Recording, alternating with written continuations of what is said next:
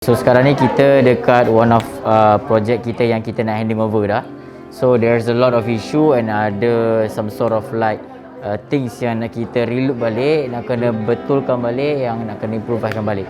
So these things ni yang sebenarnya kita very concern, dan kita belajar kat sini on the dot how to make a fast decision, which is mean kita akan build up terus kita punya decision making punya so called personality tau. This kind of circumstances ataupun this kind of cases is very good as a good exercise untuk kita dalam IDW untuk belajar tau. Belajar macam mana nak handle, belajar macam mana nak manage all this so called ad hoc punya situation lah.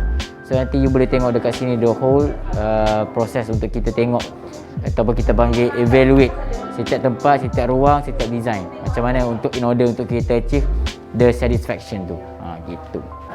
So sekarang ni kita tengah ada some sort of like issues yang mana the outcome dengan yang kita dah design based on the detail drawing tu tak tally daripada pihak kontraktor dengan kita sendiri. So kita tengah nak resolvekan on how to make it happen within a certain period of time, and paling penting kita nak make it cepat and without tinggalkan the quality. Maknanya kita mesti still nak maintain the quality tapi nak resolve this issue. Yang mana sekarang ni kalau kita tengok kita ada issue regarding on hood itself. Maknanya kita nak letak hood tapi dia punya ketinggian tu tak capai the standard requirement yang kita bagi. So this is the things yang kita nak resolve lah. So kalau if I could share with you guys the little bit history of this project is that this client originally from Indonesia. So it's a very interesting punya case yang mana this couple ni daripada Indonesia.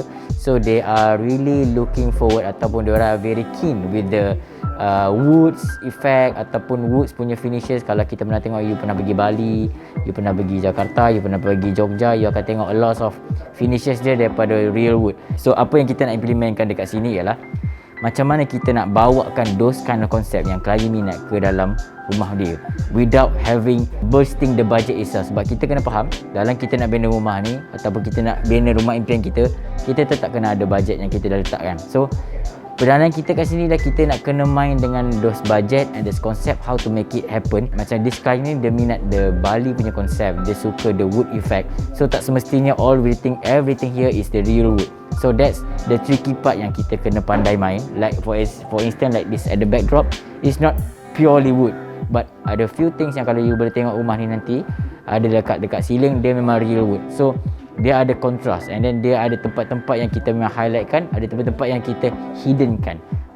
So at the end of it kita dapat achieve satisfaction yang klien nak based on the requirement itself.